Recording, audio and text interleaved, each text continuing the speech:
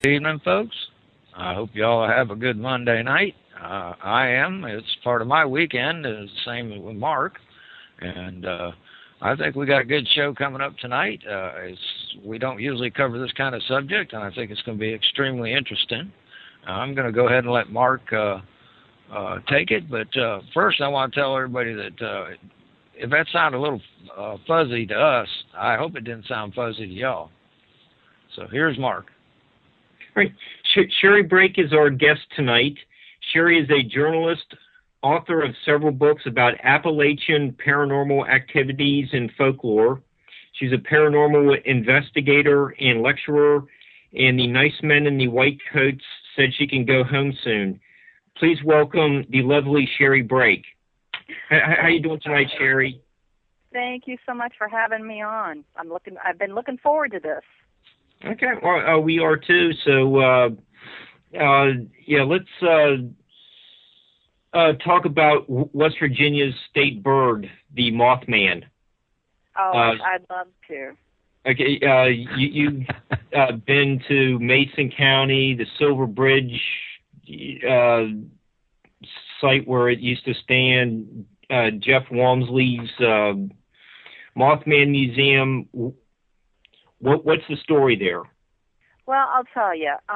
Probably most of your listeners are familiar with the movie that came out with Richard Gere. Richard Gere. It was called The Mothman Prophecies. And, you know, that was kind of a spooky movie, but I think if they would have stuck to the facts, it would have even been more fascinating. This area of the state borders the Ohio River. It's in Mason County, and the town is called Point Pleasant. And back in the 1966, I believe it was November, there was this very large black-winged creature with red glowing eyes that was seen, and it was documented by over 100 people. And the sightings went on for about 13 months until the crash of the Silver Bridge, which fell into the Ohio River in 1967, and it actually killed 46 people.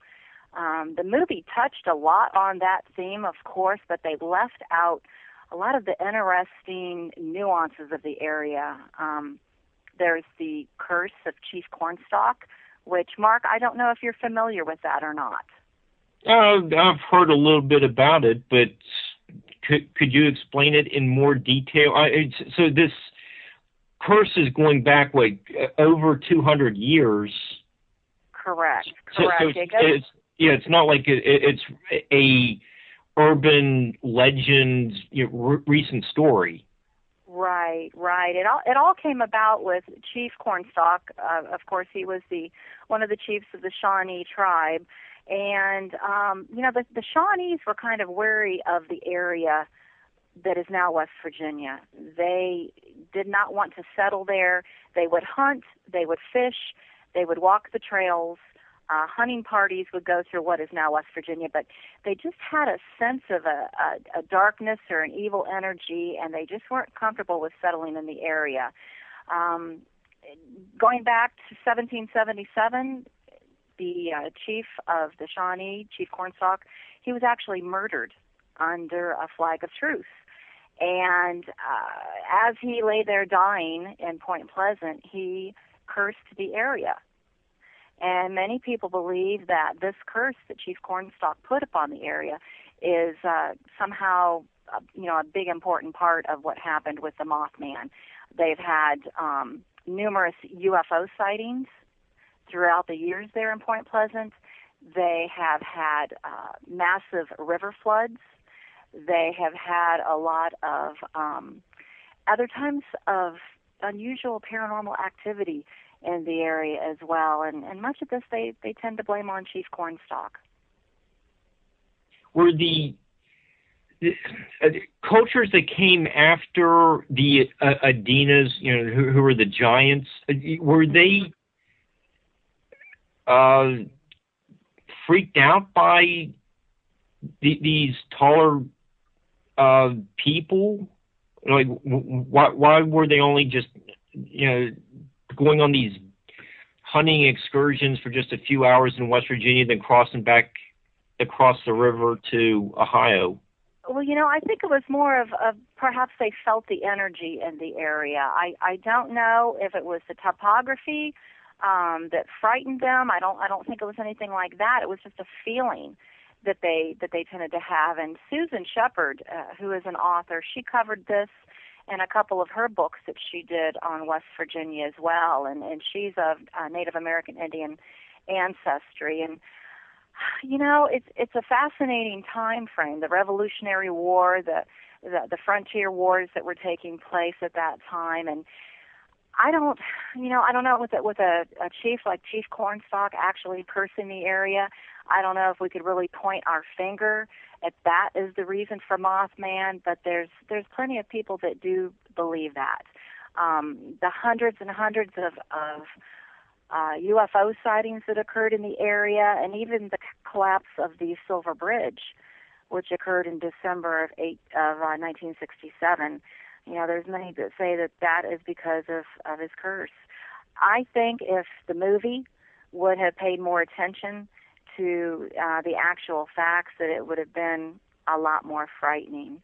The Mothman Museum is there in downtown Point Pleasant, and Point Pleasant pretty much embraces their mystery and the history there locally. They have the annual Mothman Festival, which celebrates, of course, the Mothman, and it brings in thousands of people from all over the world.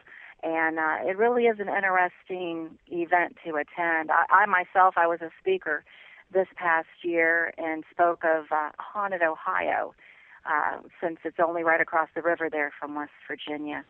But it's truly fascinating, and Mothman sightings continue until this very day. This is not something that just simply stopped when the Silver Bridge collapsed, and they've documented large black winged creatures throughout history, even dating back to the Scree, which was this large winged creature that was seen above the battles in Scotland. Wow, now that's interesting. I've never heard of them. Mhm. Yeah, and there's different types of theory as to what exactly Mothman was. Some people believe it to be just a very large bird, which would approximately put it at about 8 or 9 feet. And it had the ability to keep up with a vehicle that was moving over 100 miles an hour. And this was a documented sighting as well. There were police officers that saw it. There was a pilot at the local airport that saw this creature, and it actually kept pace with its small aircraft as it came in to land there at the airport. So I doubt very much that it was a bird. There's another theory that it might be an interdimensional creature of some sort.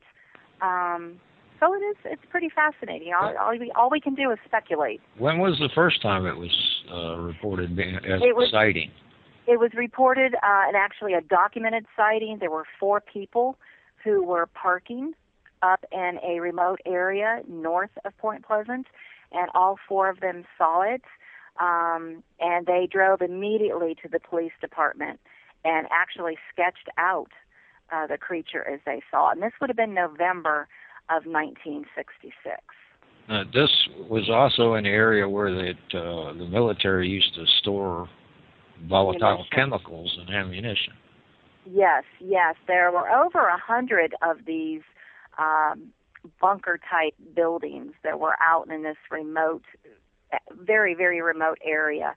Lots of trees and ponds and creeks and nature. And many of these, they're almost like an igloo. Many of these little bunkers are hidden from sight. And that was the idea. During the war, they stored munitions inside these igloos, and they didn't want it to be seen from the air, of course. So many of them are covered over. One of the theories is that perhaps a homeless man or someone had gotten back in there among all of those chemicals and somehow possibly mutated or morphed into this type of a bird-like creature. We don't know, but we do know of all these documented investigations that people have done and sightings that they've had. And, of course, you have the men in black that appeared also at Point Pleasant. A lot of people are not familiar with that, but these men would show up on your doorstep mysteriously. the next day after you saw the winged creature or after you saw a UFO. So this is actually, the movie Men in Black, this is where it got its start. It was in Point Pleasant. Are there hauntings associated with the Silver Bridge? Well, that's a very good question. Unfortunately, that's why I'm paid the big bucks to do this.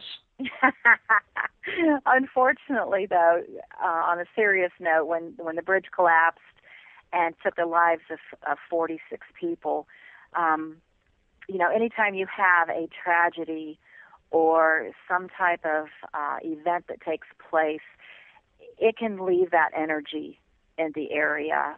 Take, for instance, battlefields like Gettysburg or Fredericksburg or Antietam, places where life is lost. It can leave that feeling on the atmosphere, that energy that can be left behind, or a residual energy that can be left behind. And I would imagine that it would be the same for something, just like the collapse of the Silver Bridge in '67. There was speculation that these lights that people saw in the sky were possibly, government aircraft of some sort. Many people would go sit out on the banks of the Ohio River on the weekends, and they would watch these lights come in right up above the river, almost in formation. I mean, this is something that's widely known in the area and still spoke about, because it was just back in the 60s when all of this occurred. It's, one of my theories as an investigator, as a paranormal investigator, that possibly there are some ley lines, there are some lines of energy across that area, and that can in part be, attributed to all of these paranormal occurrences taking place. That's interesting. And I only pay Mark the big bucks to make me look good. The check is in the mail, right? Yeah. I'm sorry, I cut up. We enjoy this kind of show. I can tell, but as an investigator, as a ghost hunter, I've been doing this for 30 years, and I try to find reasons why these buildings that I take people into, why these places can be haunted. Why does a certain building have activity to it? And I think we can kind of point our finger at ley lines. I think that you get a crossing of a ley line or a vortex, where two lines cross, and you stick a building on it, say, for instance, the West Virginia Penitentiary, and you have it right across the street from the Grave Creek Mound, which is the largest conical mound in the United States, built by the Adinas. I think they could feel that energy, and they would put their mounds there. So you build a building like a penitentiary, and you execute people in that building, and you have all these suicides and deaths that occur. I think that's one reason why the building is so active to this date, is it's sitting on a natural earth line of energy, a ley line. It seems almost as if they were trying to cut off the good energy that the Adinas had going there. Mm-hmm. Yeah, and the fact that the building is made of sandstone, and sandstone, has quartz and crystal in it, and that's one theory. Another theory with researchers too, that the quartz and the crystal holds energy, and that if you have that building made of that substance sitting on top of a ley line, you can pretty much guarantee that there's going to be some paranormal activity. And with the West Virginia Pen, it is an extremely active location. And you're touring the former West Virginia Penitentiary on a regular basis? Yes. Okay, so you're going in there with your equipment, doing the EVPs, and what kind of equipment are you taking in? What information are you gathering? Yes. I have been, first of all, I have a haunted history tour company. So what I do is I have a website. I've been doing this for 12 years. I have a list of locations that I'm going to be at, and then I put them up at my website. People sign up, make reservations, and then they join me to investigate at these locations. So when I take them, for instance, to some place like the West Virginia Penitentiary, we start about 11:30 at night. We have a tour of the building. We talk about the history. We talk about the paranormal activity, and then we turn people loose. We turn them loose till 5 o'clock in the morning, so they can wander those hallways with their flashlights and with their equipment, and hopefully come up with some good evidence of paranormal activity. Some of the equipment that I use, I have electromagnetic frequency detectors that pick up on energy. I have non-contact thermometers, which is exactly what you need to determine a cold spot, if a cold spot has occurred. I have dowsing rods or divining rods that I use, and pendulums, because I'm also interested in not just the scientific side of investigating, but also the metaphysical side. So I love to implement dowsing when I do an investigation.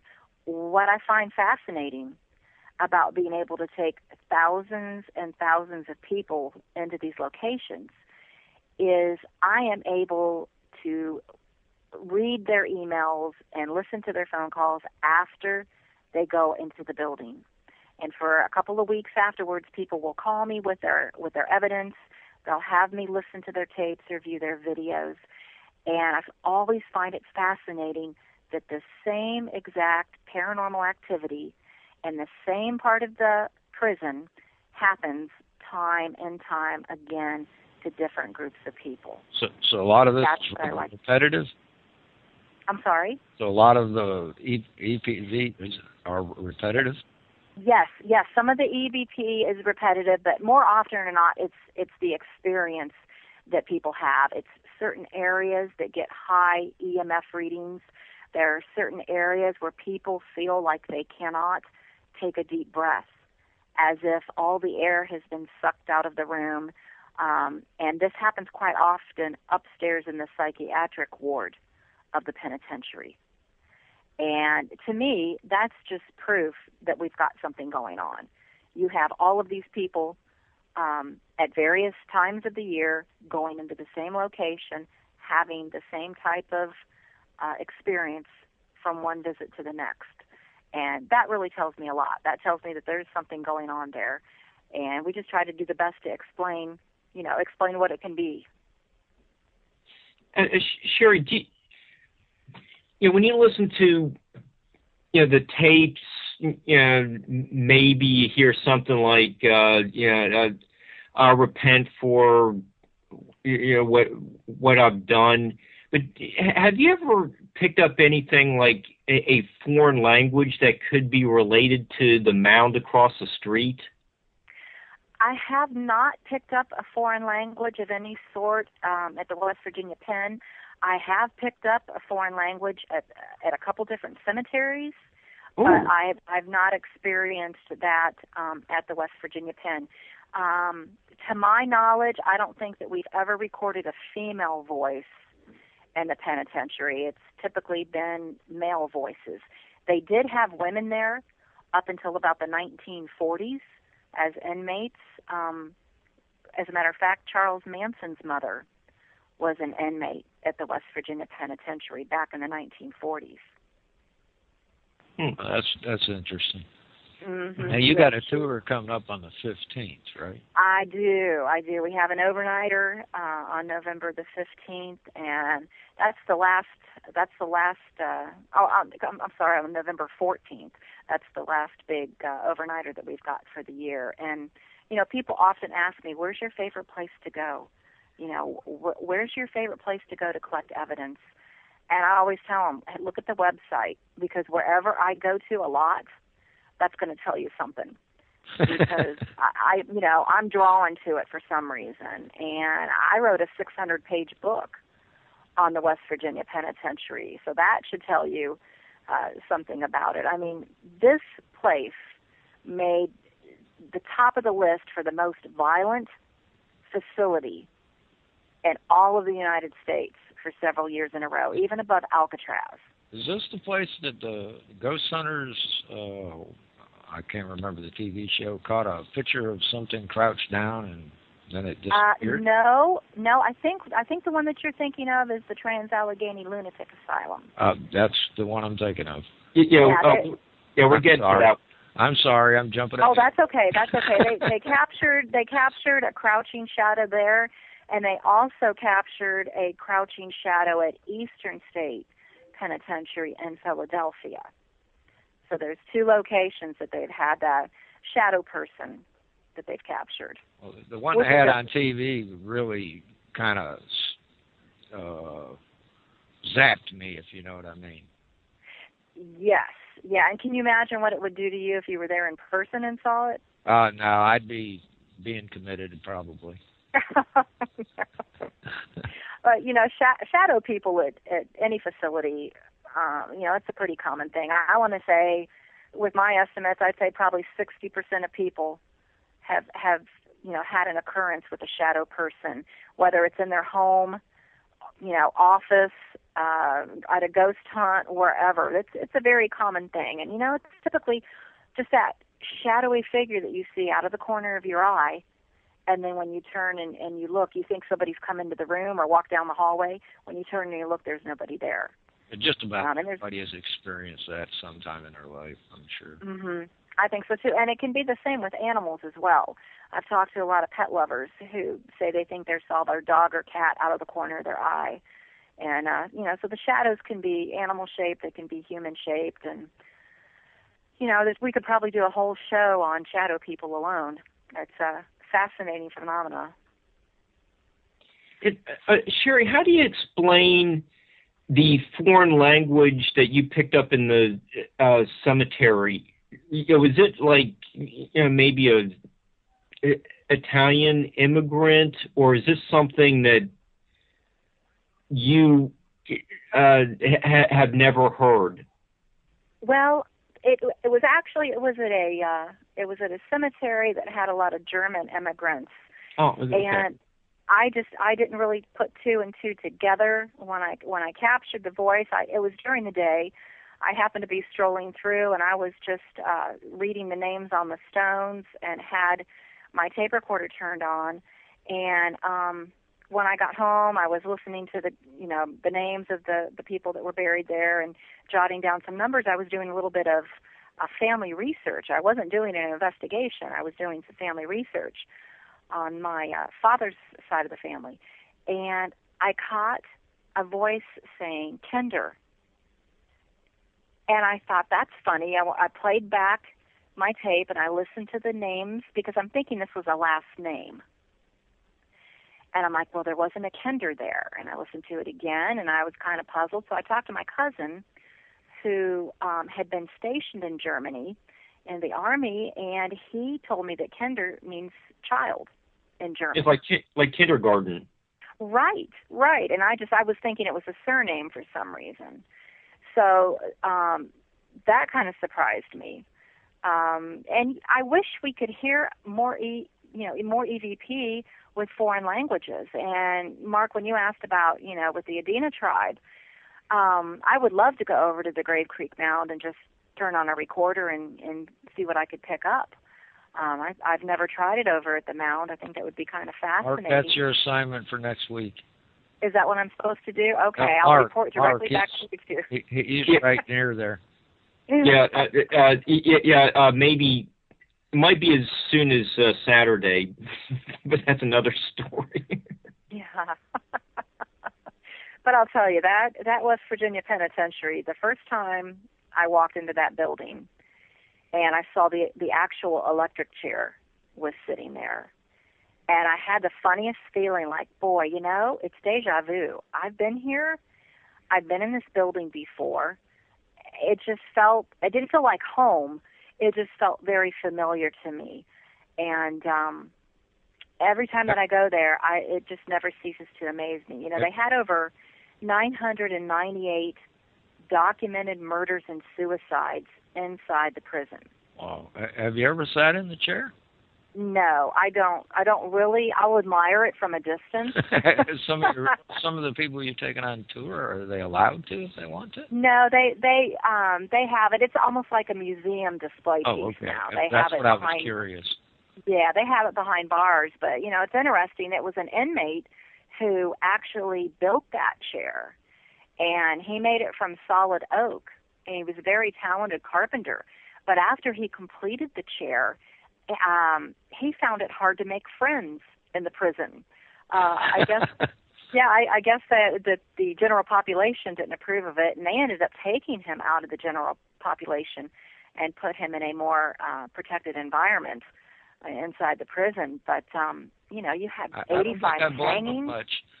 Oh, I know. But before the electric chair, they had 85 hangings that took place, and in the early days, citizens from around Moundsville, people from Wheeling, people would all come out. I mean, it was almost like it was entertainment for families. They would gather and they would watch one of the prisoners be executed until an accident happened, and one of the prisoners that was hung was decapitated by accident during a hanging.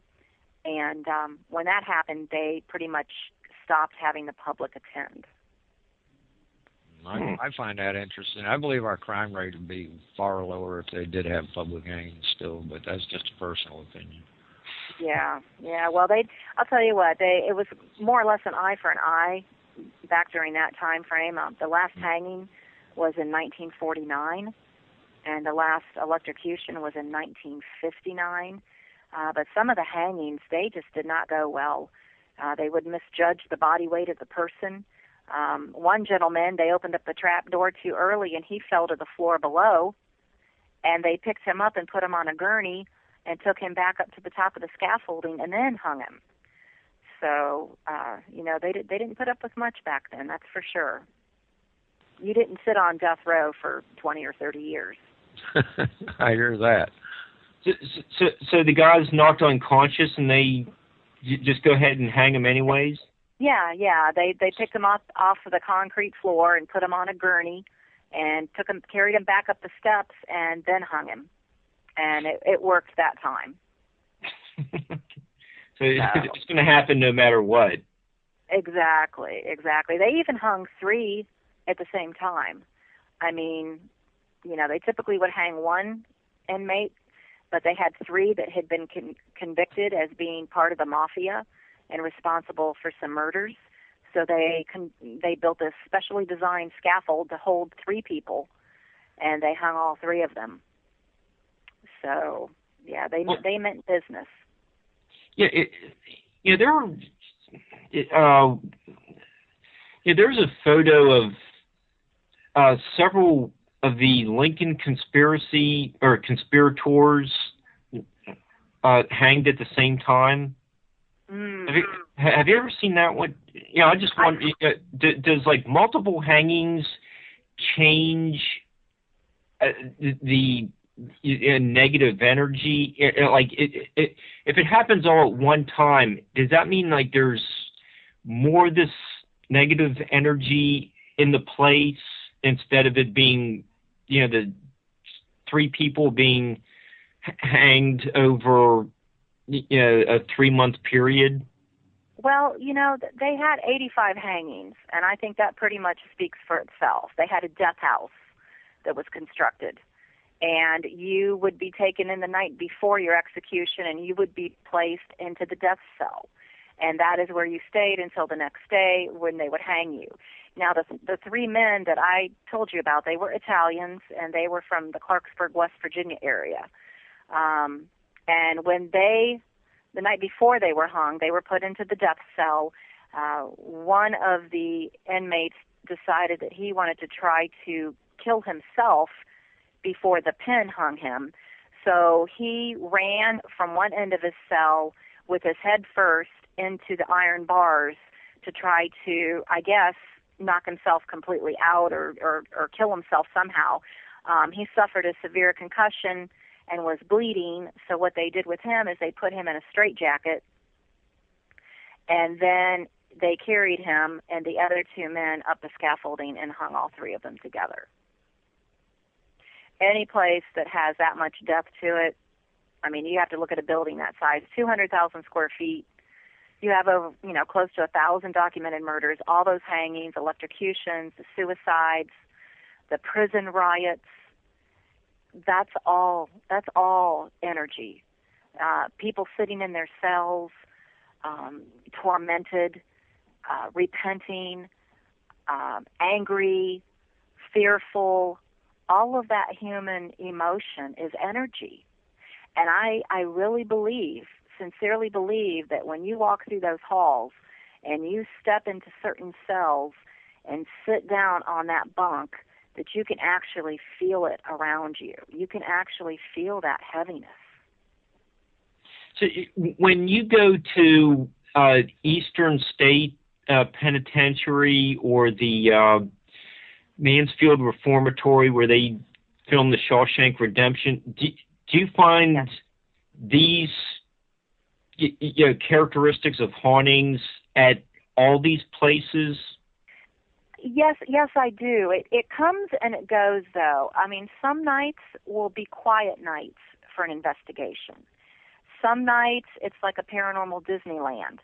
There's things happening in every room, and it's full of activity. But, and some nights it's quiet. There's nothing that happens. So, I always tell everybody, it's like fishing. You sit and you wait on the bank, to get a bite. And then all of a sudden you do, and you have excitement for like 10 seconds. And ghost hunting is a lot like that, too. You can't snap your fingers, but you can try to be there in those locations at the best time. And when I say at the best time, I mean during a full moon or during a new moon. There's more electromagnetic energy in the air during the full moons and the new moons. And it seems like these areas are a little bit more highly charged if it's been raining or if you've had some electrical storms that have moved through the area. It seems like it just charges up that energy just a little bit more for us. I've never heard that. That's interesting. That adds new depth to our studies of paranormal. Mm-hmm. When I worked in nursing, I worked in a hospital for 7 years, and I worked every other weekend. I would always look at the calendar, and I always knew if my weekend to work was over a new moon or a full moon, it was going to be chaotic.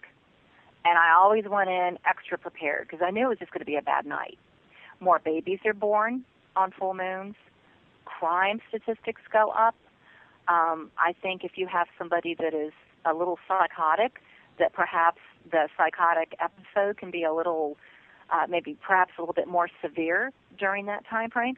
I think if you've got a house that has activity to it, that if you're going to have any type of activity happen, it's going to be over the new moon and the full moon just because of that extra energy in the area. When you investigate the paranormal, you can have cold spots happen. And that's all about energy. When you investigate the paranormal, you can have electrical oddities happen. Lights going on and off, a television set changing channels, a radio station changing channels, and it's all energy-based. That's all it is. It's all energy-based. Now, all these places you visited, have you ever felt threatened? No, I have felt picked on. Picked on? But, since I've been doing investigations for 30 years, I have yet to have something cause me to turn and run. Maybe it's just because I'm dumb. I don't know. I'm curious. When something happens, I go to it. I get into it. I want to know, why did that happen? And I always tell people on my tours, if you ever see me running, you need to run as well because I've never run. So the day that I run, something bad's going on. But I'm just a curious type. I want to know why people see these things. Why do certain people see ghosts and spirits, and why do others not? How can some people talk and communicate to the dead when others can't? It's just a fascinating subject to me. I'm very curious. Personally, I don't want to, and if they say it's a haunted house, I walk across the street. Oh, okay. You're an armchair ghost hunter then? I don't hunt them. I find the subject extremely fascinating, and I do believe that that there are things going on that we don't understand, and who knows? It could be ghosts. You just never. Well, it could be, and there's so many different layers to ghost. I mean, a ghost is not a ghost is not a ghost. In other words, you can have an intelligent haunting. You can have a non-intelligent haunting. You can have residual energy. You can have earth energy that can cause paranormal activity. It's fascinating. And then it touches on parallel dimensions. Are these ghosts that we're seeing, is this just simply another dimension that's right next to us, and perhaps only every once in a great while we get a glimpse at them and they get a glimpse at us? I don't know.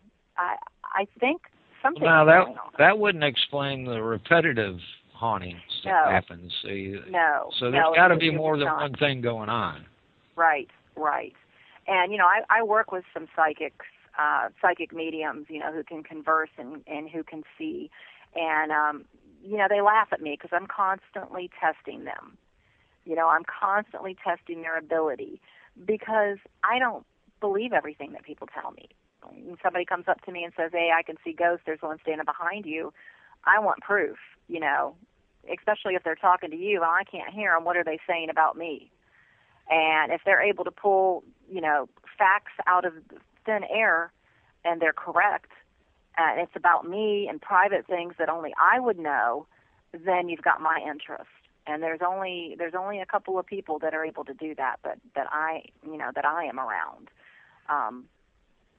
I don't know. I don't know why people have that gift and that ability. I know probably most of us have the intuition.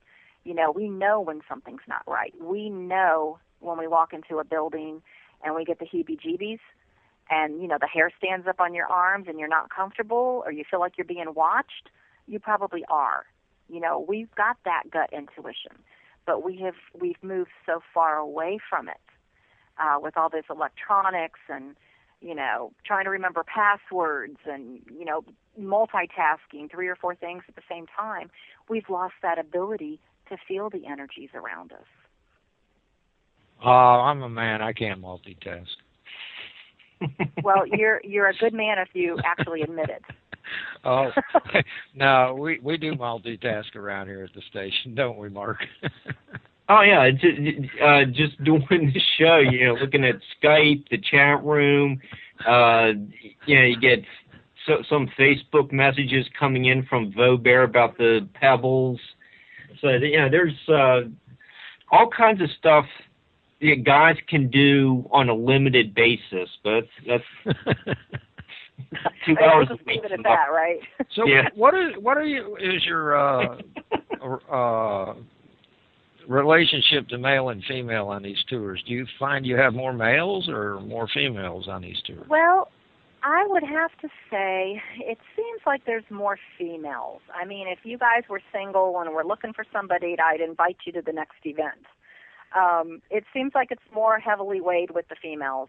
Although I do get a lot of people that do it for date night. I've had people that have come on their anniversary. We even had somebody that got married on one of our tours one night out in front of a prison, which I thought was kind of funny. Yeah, now that's nerve for you. Well, it was the second wedding for both of them, and they both wore black, which is appropriate, for ghost hunters. Most investigators wear black, and they had handcuffs on, which I thought was kind of cute. But they got married. They've been married for over 10 years, so I think that says a lot for them. The funny thing is, they had gotten married, and then they had ghost hunted with us that evening. The next day, they drove to the Lizzie Borden house in Massachusetts, and they spent the night in the axe murder room. Do they each have 3 names? Did they each have 3 names? Yeah, most serial killers got 3 names. No, they were a nice couple. I just thought that was kind of unusual to spend your honeymoon with a bunch of people, carrying equipment and dressed in black in an old, cold, drafty prison. But, they get points for being creative with that one. But yeah, to answer your question, it's mostly female that come. I get grandparents that bring their teenage grandkids along. The paranormal is just a hot commodity right now. So many ghost hunting shows on TV, so many shows about the paranormal, that it's more of a it's more of a household word now than it ever was before. 30 years ago, when I was doing this and doing investigations, you did not really talk about it because it wasn't accepted at all, and people might have looked at you kind of a little bit differently if they knew that you were going out with equipment and investigating buildings. So you kind of kept it quiet. Now, there's thousands of ghost hunting organizations across the United States. I know West Virginia has close to 200. Ohio has over 300 organized groups. So it's immensely popular. What do you think about the people who say, oh, they're really demons, but you also have, the Holy Spirit and the Bible, and they also get, what was it, the passage about the spirits of the air, or it's like the minions of the air, something like that. Mm-hmm. How do do we know what we're dealing with? Are they just the remnants of what used to be people? Are they really demons? Well, I often get asked, can something follow us home? Or aren't you afraid of the demons in that building? And I think all of us have seen so many television shows with demons and swirling ectomist around your head and, all kinds of crazy things that we think demons are common, but they're not. I would say less than 1% of actual investigations has anything remotely to do with demonic entities. Now, I'm sure there's some demonologists out there who would argue the point and say that, that they're out there everywhere. But for me personally, I've not encountered a demon. I have encountered energies or entities that are a bit negative, perhaps mischievous, but not anything that I've ever felt threatened for my spiritual sake or, for my life. There are some people, I think, who they believe in demons so much that they almost bring it upon themselves. In other words, they think that there's demons wherever they look. They think that people can curse them with the evil eye. And I think you can bring some of that negative energy onto yourself. You have immense power with your thoughts. If you think that I'm going to walk into this building and something bad's going to happen to me and something's going to follow me home, I'm going to look for proof of that afterwards. In other words, if I go in that building, I go home, I have a flat tire, I'm going to blame it on the demon. I lose my job next week, I'm going to blame it on the demon. It's just human nature to think that way. There are some people who, of course, believe in God, who have crucifixes all throughout their home, and they put that energy that they have behind hanging up those crucifixes. In other words, they are like a spiritual warrior, because in every room that they look at, they have that crucifix, and they believe that nothing can happen to them, and they have that faith. I think if you think that you're protected, you'll be protected.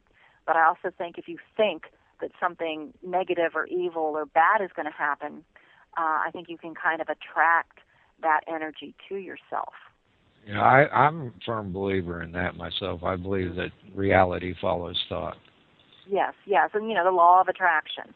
If I'm going on a ghost hunt, oh my goodness, something's going to travel home with me and it's going to be in my back seat. Then you're going to look, for evidence of that, and you'll find it because you've already believed that it's going to travel home with you. Sherri, when You've gone to Eastern State, and that seemed to, the original idea seems to have been build something that is going to help the prisoners realize what they did and never come back. Yes. And, we have Charles Dickens writing about it in his American Notes book about when he visited the place, it was basically a disaster. What went wrong and what were the consequences for the prisoners? What are you learning about their experience there? Well, when they built Eastern State Pen, their object was to keep the prisoners away from other prisoners. In other words, they believed solitude would eventually be your redemption. When you were incarcerated and you first got to the building there, they would put a black hood over your head, and they would walk you down through the hallway. Nobody could see your face. You couldn't look out. You couldn't see, you couldn't come up with any way to escape anyway, but it was to make you feel, that sense of solitude and being in your cell for all those hours every day.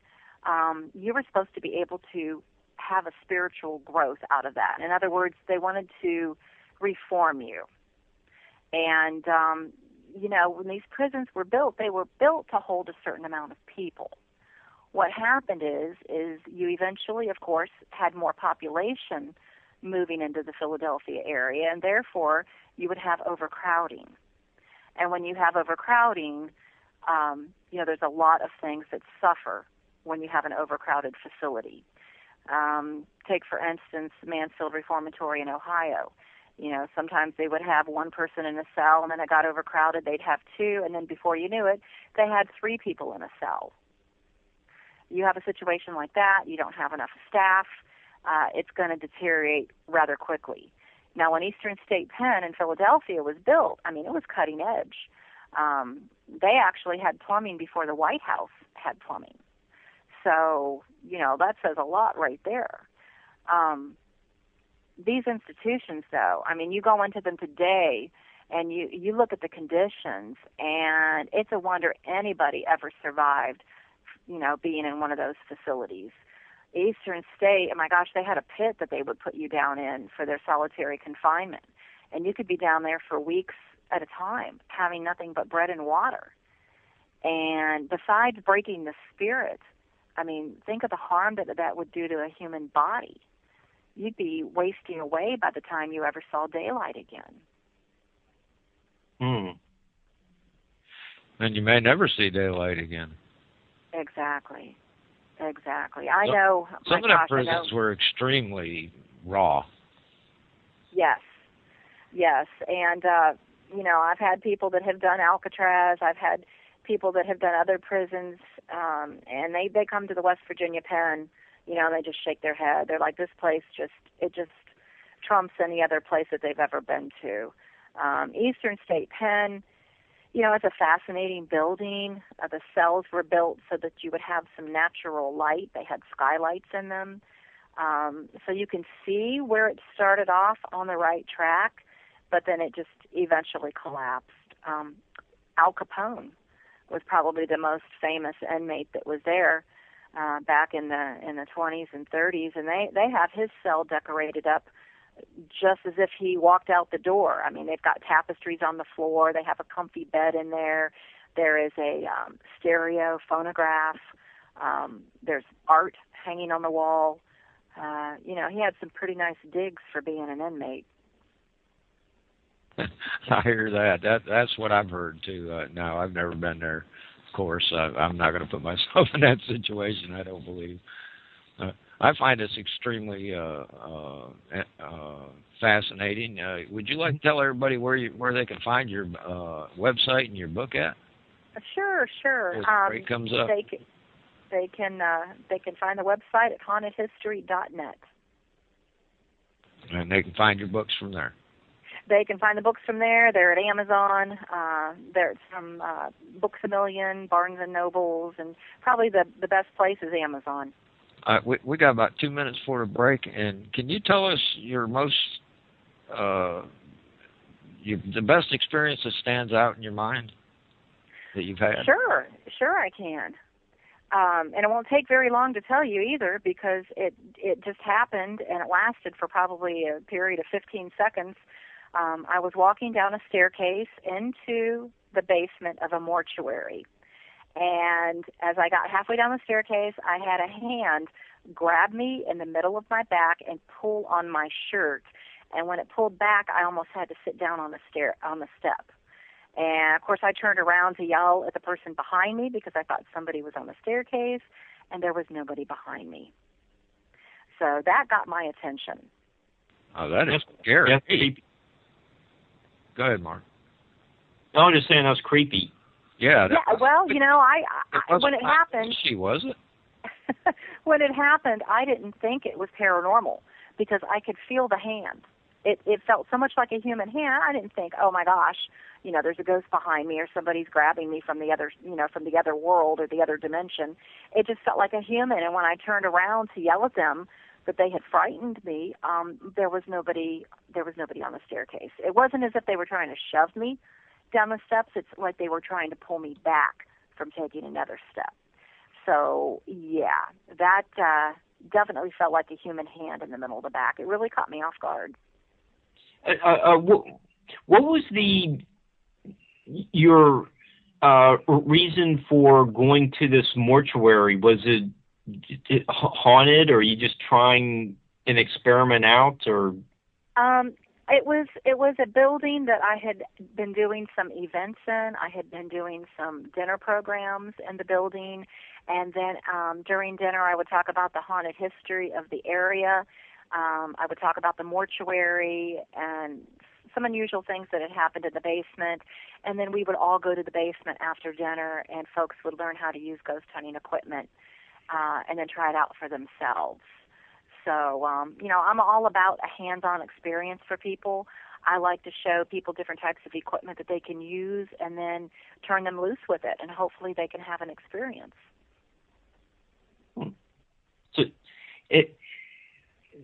So you're having a dinner party in a mortuary? Yes, a little unusual, isn't it? Yeah, you guys need to hang out with me a little longer. Dinner. What's even more surprising is people actually bought tickets and came, and it continually sold out time and time again. People are fascinated with the afterlife. You know, it's kind of like going to an amusement park. You might be afraid of heights, you might be afraid of being spun around, but you still go. You know, I think everybody likes to be scared every once in a while. I agree with that. What was the menu? Oh, what was the menu? Oh my gosh, this has been probably 12 years ago. Oh. Yeah, it was a while ago. Luckily, we never saw anybody's food, again after they ate it. So. Yeah, I don't think I'd probably pick at like the relish tray. That was about all I could hold down. All right, we'll be right back, folks. That's our break. Y'all got to help fund the station. Without y'all, we couldn't bring y'all shows like this. And I do want to thank everybody who has participated in sending a little bit of money for us. Well, not for us, for the station.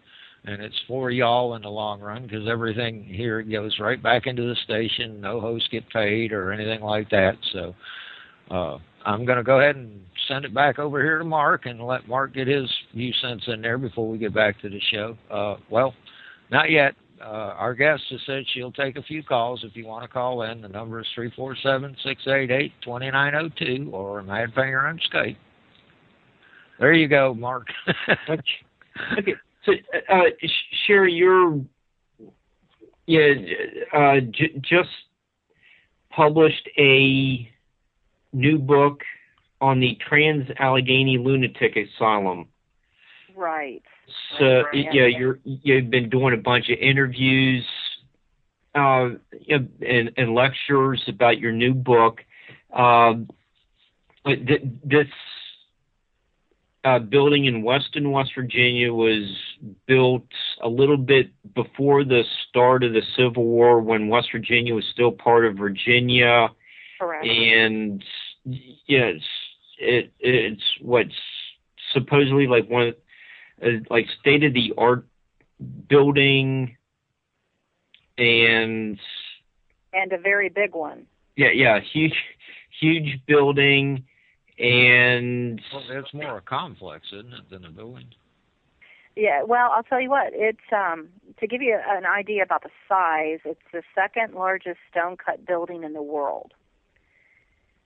The largest stone-cut building in the world is the Kremlin. So this building in West Virginia is gigantic. It's constructed of sandstone, which was quarried locally. And again, you know, we talked about that whole theory with quartz and crystal and how it can hold energy. This massive asylum was built to house about 250 people.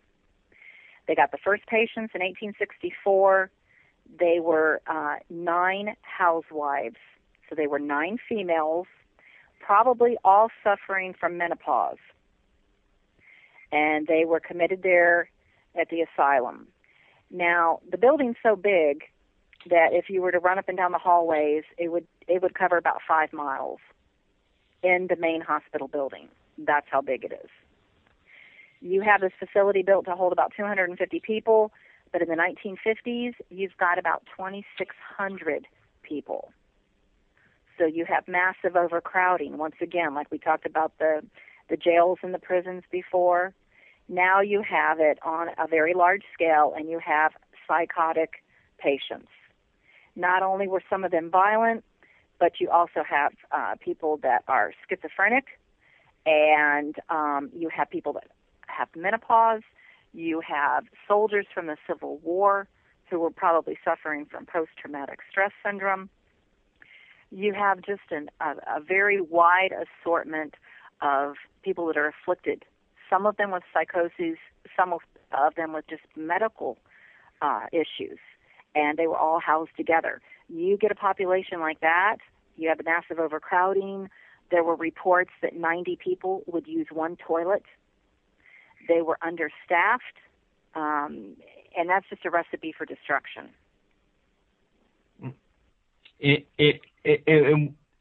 Okay, you know, it's kind of comical, you know, like, you know, women could be institutionalized for menopause.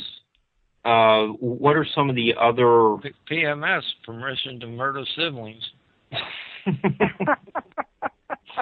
Well, you know, back in the early days, and it's not a laughing matter with this detail, but you could be committed. Your husband could commit you. Right. It was totally different than it is today. It is, and there's a multi-step, you know, process that you go through nowadays. But back in the day, you know, the husband could pull up in his, you know, horse and wagon and drop off his wife and also the kids. If the wife was suffering from, I'll tell you what, one of the diagnoses and the admitting diagnoses was novel reading. Another one was political excitement. You have disappointed love. You have bad whiskey, seduction, snuff eating. Now there's an interesting one. You also had people that were committed for indigestion. Can you imagine? Egotism, masturbation, and parents were cousins. Now these were actual reasons from 1864 to 1889 for committal. And if you were pregnant, let's say for instance you're a teenager, you're pregnant, you're not married, it's an illegitimate child, your parents are embarrassed of the situation, they could take you there and they could commit you. And after the baby's born, the baby stays with you until age 16. And then at age 16, they would give the child a test, and they would determine whether that child could survive outside of the asylum, and if so, they could leave. So, if you were an unhappy marriage, your spouse could take you and get rid of you and the kids. If you were menopausal, like we said, you know, that would happen. If you had diphtheria, there was somebody that was admitted because of dog bite, and I have a feeling that's probably because of rabies. Epileptic fits. There were some people that had been exposed to, artillery during the Army, and every time a loud noise would happen, they would jerk and just fall to pieces. They were committed there. Somebody that fell from a horse was committed, probably because of a concussion. So greediness is another reason. Gunshot wound, immoral life, jealousy, loss of an arm, mental excitement, nymphomania, opium habit. I mean, it just goes on and on and on. And, of course, you could be misdiagnosed as well. Is this the place that had the death tunnel? No, that what All you're right. thinking of is confused. in Kentucky. That's the Waverly Hills Sanatorium. That was a tuberculosis sanatorium.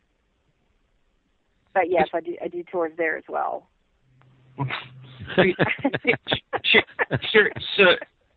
So in the 18, these are some of the reasons for committals in the 1860s.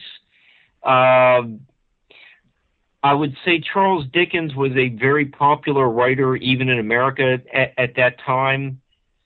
So you could be institutionalized for reading Novel.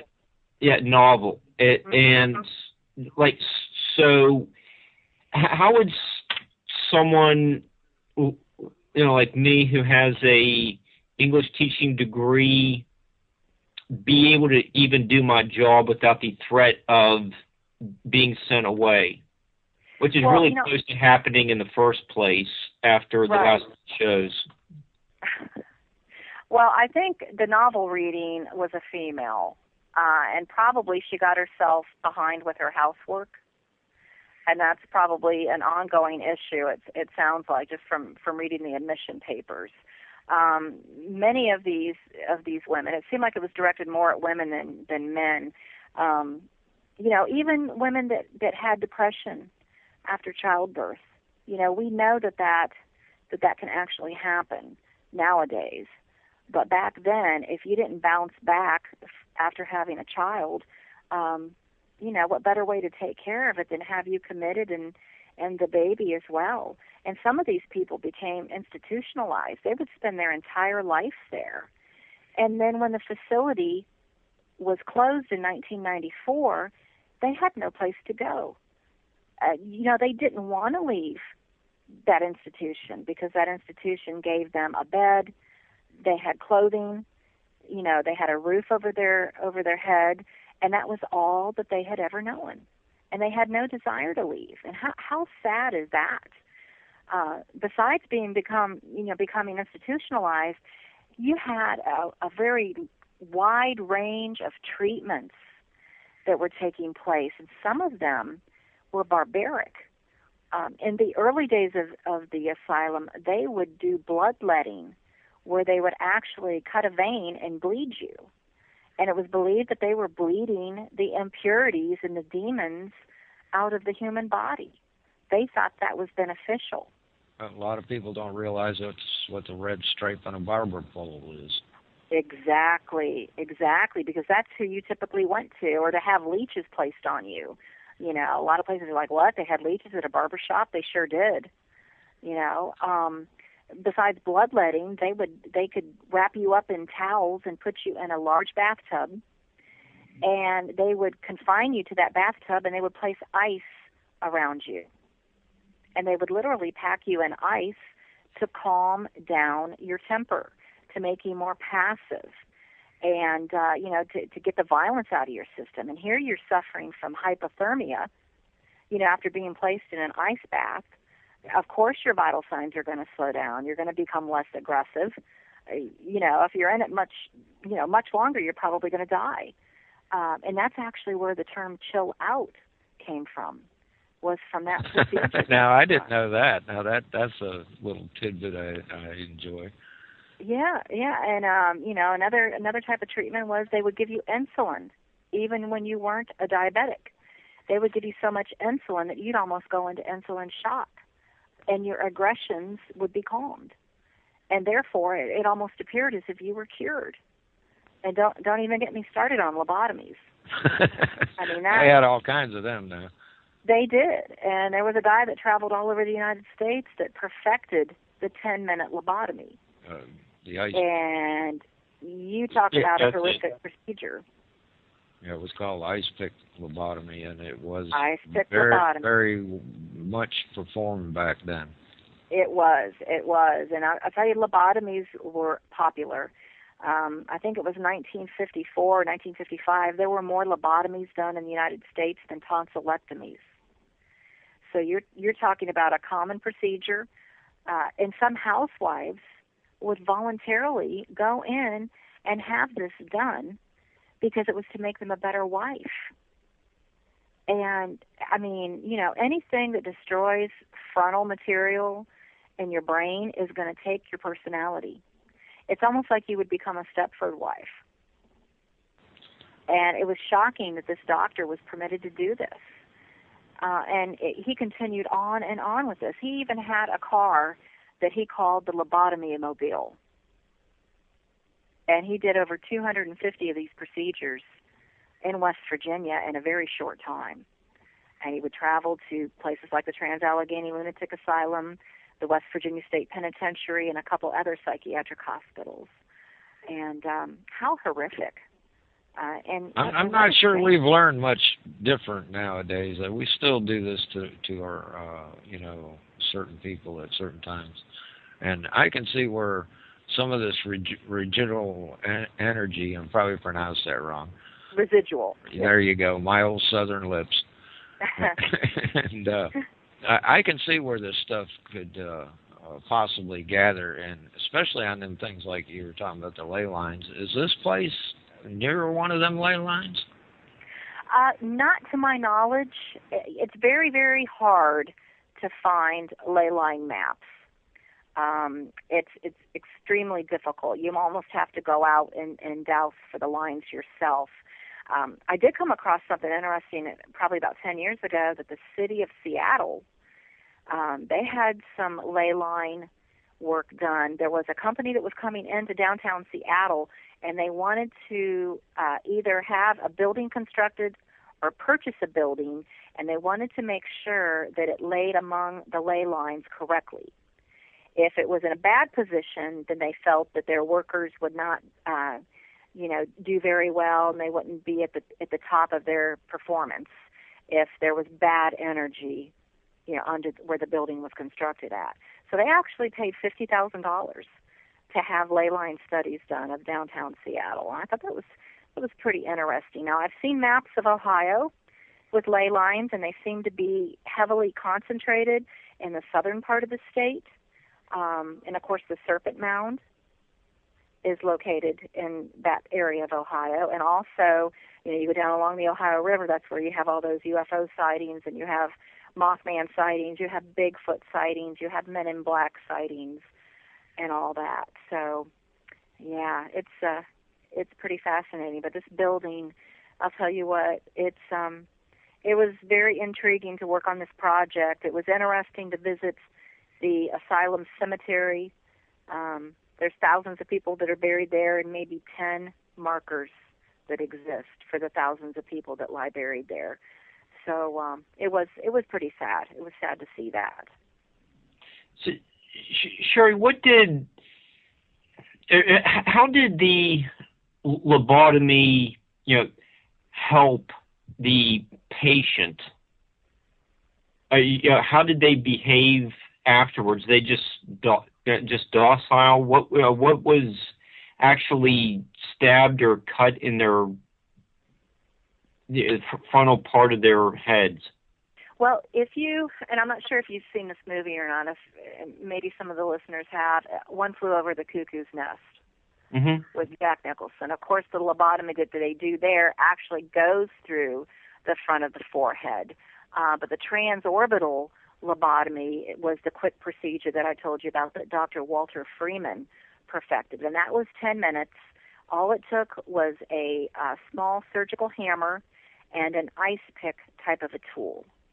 And you would insert that into the tear duct, and it would go up into the frontal matter of the brain where personality is located at, and even like your aggressions or your violent temper in that area. And of course, if they would sever that, you're going to have a very flat affect. You're almost like a vegetative state. You would be able to function, but there was no smiling. You were very docile. You would probably follow directions better. You wouldn't be aggressive. And probably the best example of this would be one of the Kennedys. I believe it was John F. Kennedy's sister, if I'm not mistaken, that Dr. Walter Freeman had done a lobotomy on. And, they pretty much, I don't want to say they stopped doing lobotomies, but when Thorazine came into play, they cut back on the amount of lobotomies done. There are still some lobotomies done in the world today, but not anything like they were back in the 50s. And these poor people that were subjected to that, it just turns your stomach. Just for our listeners, if you come into the chat room, I did put a link to the ley lines that goes on Google Earth, so you can find all the ley lines you want and where they're at. Oh, that's great. I'll have to check that out myself. Mark can email you the link, if he would. Yeah, I'll do that after the show. Did the patients have a normal life expectancy after this procedure? I don't know for sure, but I would imagine, and a lot would have to do whether they were sent home or if they were, continued to be kept at the institution. You have other things that come into play if they were kept at the institution because, of course, you would have communicable diseases there. You could possibly be harmed by another patient as well because you had very violent and aggressive patients that wandered the halls. Now, some of them were kept in the seclusion cells, but others were, free to roam about, the ones that would be occasionally violent. And you never knew when a violent episode would happen. Let me give you a for instance of a murder that took place.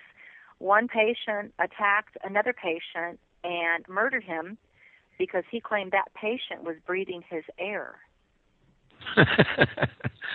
I think we got a bunch of people around. Yeah, he felt as if all of his oxygen was being taken, and in his mind, he was trying to survive, so he committed murder so that he would be able to live. I don't mean to laugh at that. It just caught me off guard. Mhm. I know, and it's a sad situation, but from a paranormal investigative perspective, these buildings like this, you know that there have got to be some spirits, some ghosts, some energy left behind in a facility like that. And we all treat those buildings with respect. I mean, we're not there to run around in the dark and jump out and scare each other and do funny things with wheelchairs and, whatnot that are left in the hallway. We treat it with respect. We learn the history. We learn about these horrific things that were done. And we wander the hallways and hopefully try to make contact. Sometimes we'll have a psychic medium that's with us, and if we encounter someone who's trapped, then that psychic or medium will help that person cross over to the other side. So, it's not just a ghost hunt. There is some spiritual rescue, I guess you could call it, that takes place. I find that very commendable. We have a question from Lady Horse in the chat room. She wants to know if you noticed that there's more activity where there's areas closer to water. Well, that's interesting. I know that water can conduct electricity, and at the beginning of the show I'd said, it's great to investigate after a storm passes through or when it's raining. And I'm a firm believer in the whole energy thing for being the basis for ghost hunting. As far as having a building that's extremely close to water, that's kind of tough. I know the Trans-Allegheny Lunatic Asylum, they have a river that's several hundred feet away from the front. So I wouldn't rule that out as being a positive factor in an investigation. That was a good question. Now, during the break, we did discuss, Mark asked a question of you about the trenches around some of these ancient sites. I want Mark to go ahead and ask that question again on air.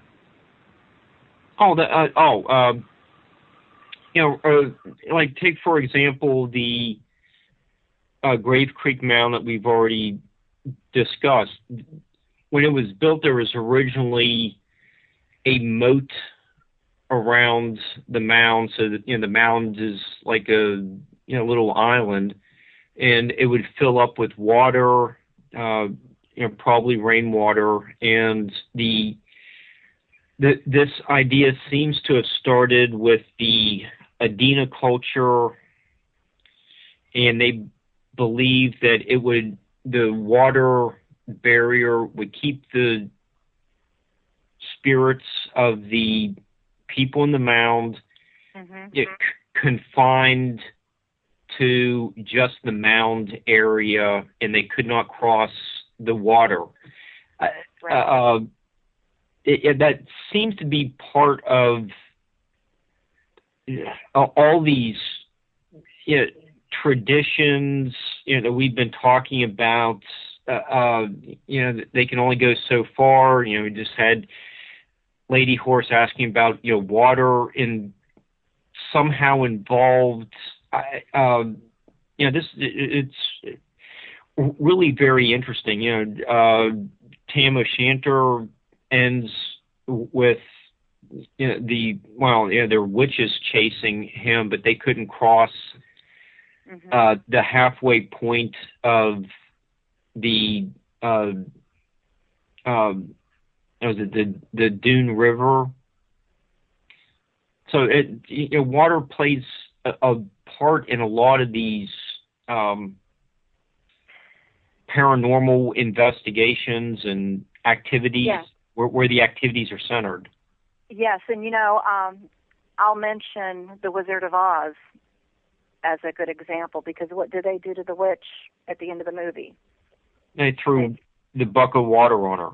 They threw the bucket of water on her, right, and that of course there's that belief there, that ghosts and evil spirits can't cross water.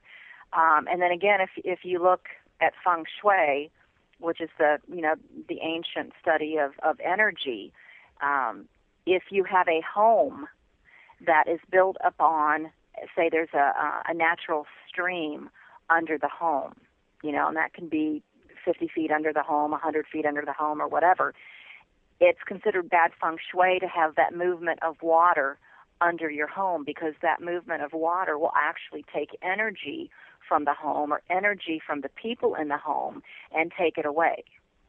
So that's chi, that's energy, and it's not good to be living on top of something like that with that water flowing away from you. During the break too, I also mentioned when I do my cemetery tours, we talk a lot about gravestone symbolism. And some of the symbolism that I bring up is the fact that many of our old Victorian cemeteries are encircled by the black wrought iron fences. And it was believed back during the Victorian era that ghosts and spirits and evil spirits could not pass through metal. It kind of goes back to the whole theory that you could kill a werewolf with a silver bullet because of the metal. So there was belief that you put a fence up around a cemetery. That's not exactly to protect the dead. It's put there to protect the living so that we would not have to worry about the evil spirits coming out and walking among us. Mm-hmm. Yeah, I think that I'll copy these couple pages and bring them down Saturday. But in Chris, Dr. Carr's book, he mentions that the people who lived in the villages near the mounds, really didn't want the spirits walking among them. Mm-hmm. It's just the same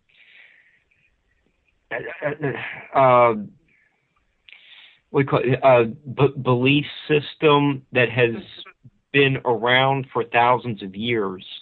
Well, water's an element power. Mhm.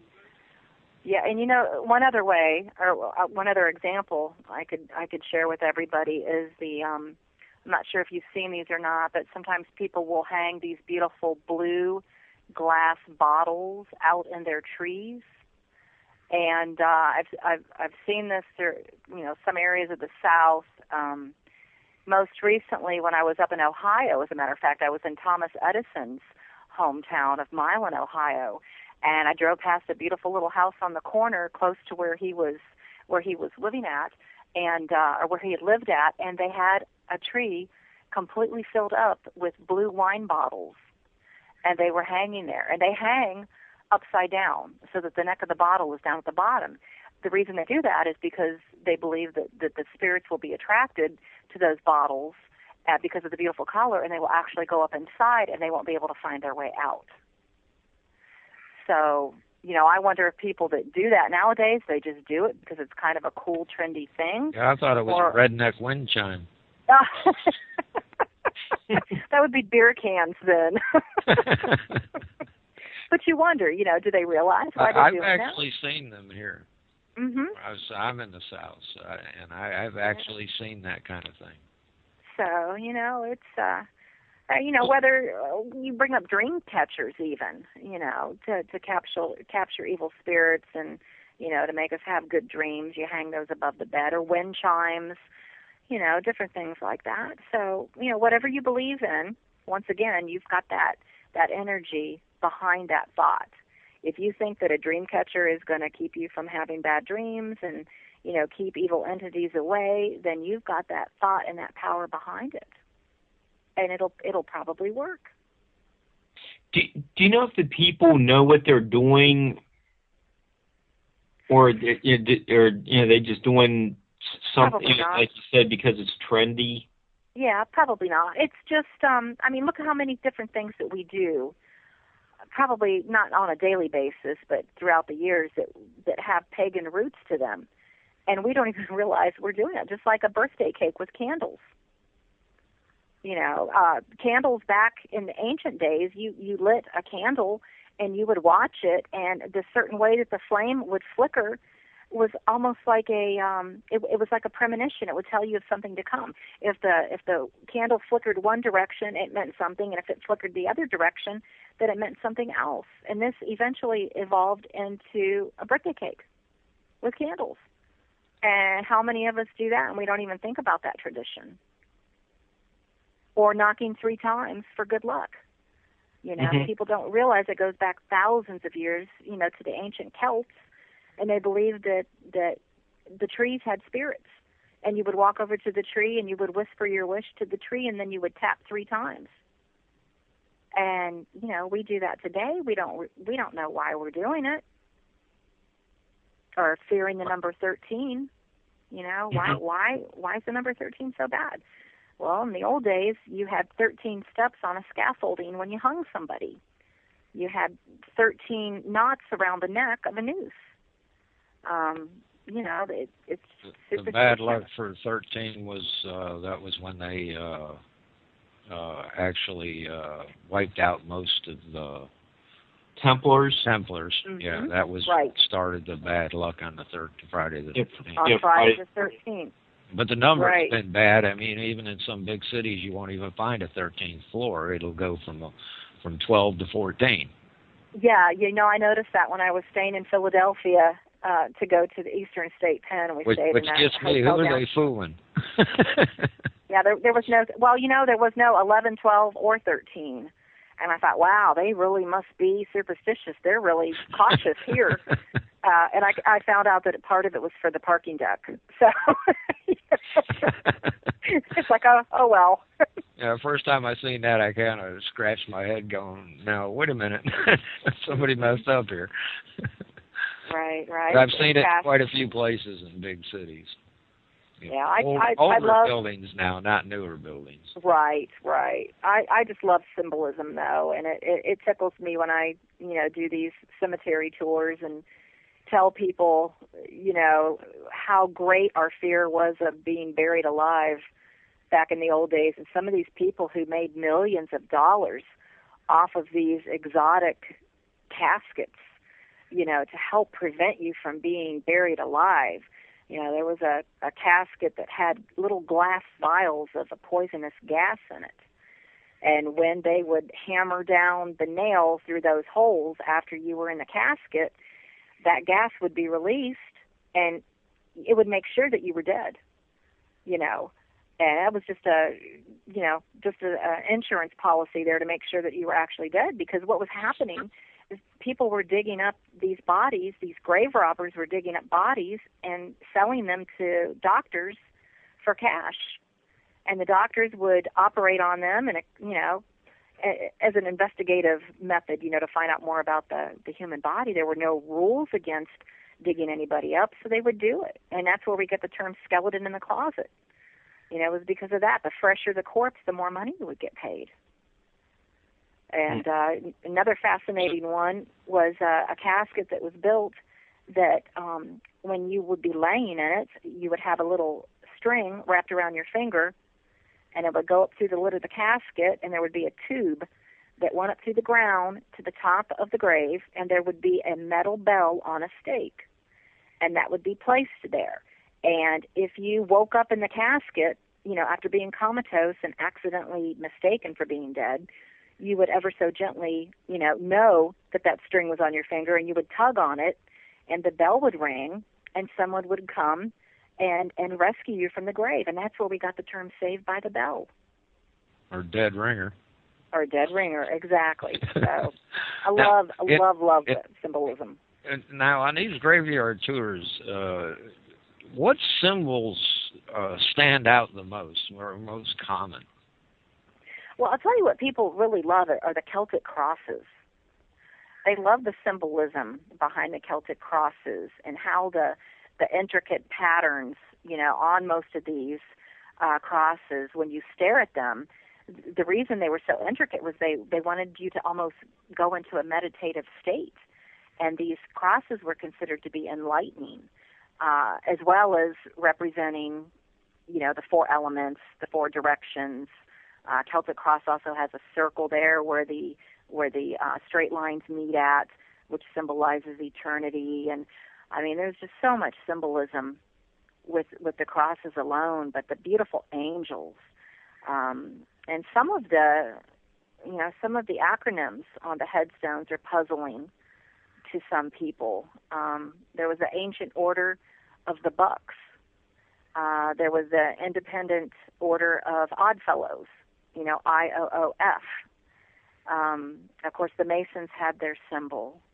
And even the way that the graves lie in a cemetery can tell you a lot. A lot of the old Christian burials would always, always, always be burying you in an east-west direction. Always in an east-west direction. I find that interesting. With the belief that you would sit up in your grave, with judgment or resurrection or however you want to put it, and you would be able to look towards the east for the dawning of a new day. So everybody that is buried in an old Christian cemetery is always going to be in an east-west direction. But if you go up into New England and you travel around, especially around Salem, Massachusetts, if they believed you to be a witch or if they believed that you were an adulterer, they would flip your grave into the other position. So, for instance, everybody would be buried east and west, but there might be one or two graves that are buried north to south. Now that's interesting there. The living got the final say-so. If they didn't like you, well, first of all, you're going to be lucky to be put into their cemetery, but they would typically bury you in that north-south direction. Nowadays, most cemeteries, well, I'll say 95% of cemeteries, they don't care what way they put you in. You'll be east-west, catty corner, up and down. I don't know. They're not in it for the symbolism anymore. Some of them won't even put you in it, as we've known from the news recently. Oh yeah, right. But I'm going to say any of the graves that you come across that probably date 1900 and earlier, you're going to be in that east-west direction. Now it might be off a couple of degrees because of the time of year that you're buried, because the sun follows a different path. So somebody that's buried, in the summertime is going to have a little bit of a different angle than somebody that's buried in the wintertime. And that's just for the first few burials. The rest will follow the same direction. But, it's fascinating. I just love it. I love leading the cemetery tours. Sherri, speaking of the Celtic crosses and, the pagan, customs that we follow today in our, more of a Christian, United States, mm-hmm. You're going to be seeing, a lot of this, Celtic,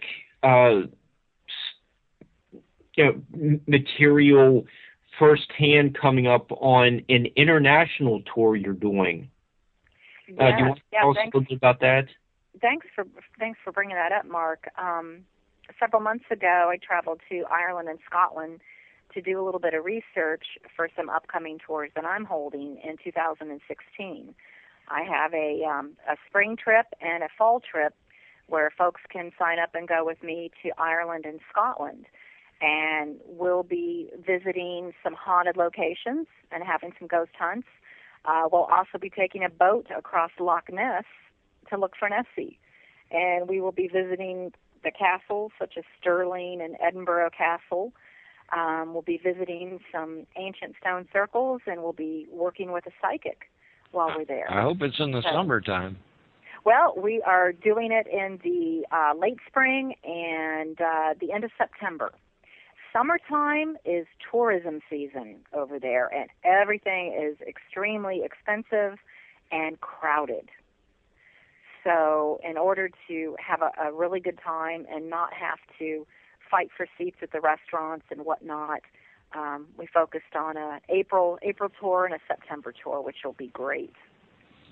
I was thinking about how cold it is over there. I was there on Loch Ness at the beginning of March, and we had a little bit of rain on the boat while we were there. We had a good time. We discovered there was a bar on the boat. So after we discovered there was a bar on the boat, things were a lot better. Yeah, I mean, a summer day can still be cold in Scotland. It most certainly can. And, the weather can change within the next 15 minutes. It's kind of like what people say, here in the United States. It's like, well, if you don't like what the weather is, hang around, for another 15 minutes. We're sure it will change. Yeah. And it did change quickly over there, but it was beautiful to see the cemeteries that date back to 1100, to walk among the graves in St. Andrews, to stand up on the castle steps at Edinburgh Castle, to think that Mary Queen of Scots, had possibly walked down the same hallway you were, and William Wallace, it's a wonderful, wonderful period in history. It would be and an experience. Be able to touch those stones is amazing. I myself have been to Italy, and I've been in several catacombs, and they're kind of creepy. Yes, they are. Have you ever been to a catacomb? Yes, I have, under Edinburgh, and that's something else that we've got planned, as well as an evening walk in Greyfriars Cemetery. So I'm really, really, really looking forward to 2016 to do those tours. The first one sold out 5 minutes online. So that was a record. That was the fastest thing I'd ever had sell out online, and I was very pleased with that. Well, I hope it happens again for you. Well, thank you. Maybe you guys will even join me sometime. Sure. I'm not going there. It's too cold. Is that why you live in the South? Yes, ma'am. I'm from New York, believe it or not. But I love it. If it gets below 75, I've got long johns on. Oh, my goodness. Yeah, like summer days in Scotland are a lot like October days here in West Virginia. Yeah. Start off, nice, warm autumn afternoon, and then by evening it's cold and 40 degrees. Mhm. Yeah, but we don't have 1,000-year-old headstones here, so I kind of have to go over there. So, where are you flying from? Pittsburgh, New York, or flying from O'Hare in Chicago, flying direct into Dublin. And the first thing that we do, we touch down in Dublin around 9 or 10 o'clock in the morning, their time, and we are at the Guinness factory drinking Guinness by 11. So I figured that's the best way to start off the tour. Just one. So just in case they didn't have enough on the plane. Right, just one. To kind of set the mood and welcome to Dublin. Do you see the Giant's Causeway or on your way to Scotland? Take the ferry to Scotland. Oh, you did. Okay. Yeah. As a matter of fact, we have an excursion, an all-day excursion to Giant's Causeway. What an unbelievable place, and the folklore behind it, and the giant Finn McCool, and how those thousands of rock formations were supposedly formed by him. He was a giant, and he was trying to make a pathway from Ireland to Scotland. And of course, geologists will tell you that is basalt. It's a volcanic rock that happened because of a geological event thousands of years ago. But to people who are into mythology and maybe romance and, fantasizing about Finn McCool, you would actually stand there and look and think that a giant did that. He did it on purpose. And I'd rather go with the fairy tale than what a geologist tells me. It's magical. I mean, it's just magical. Yeah, to stand there and look at it, It makes you wonder, don't it? Oh, it sure does. It's the colors. The colors in Ireland are so vibrant. And it's like the very ground beneath your feet, it just hums with energy. It's just a fascinating place. My ancestry is back to Ireland and Scotland, and I don't know if that's why I, feel so much passion about that. It's the homeland for me, but you can feel it in the air. It's just magical. Yeah, you're going to take a ferry to Stranraer, or yes. And then are you traveling by a bus or? Yes, we have a bus and a bus driver we're there for 10 days and 9 nights. So while we're in Ireland, we have the same bus driver the entire time that we're there, and he takes us between our hotels. And then when we take the ferry, it's a 2-hour ferry over to Scotland. We'll have a new bus driver, and he'll be with us for the rest of the trip.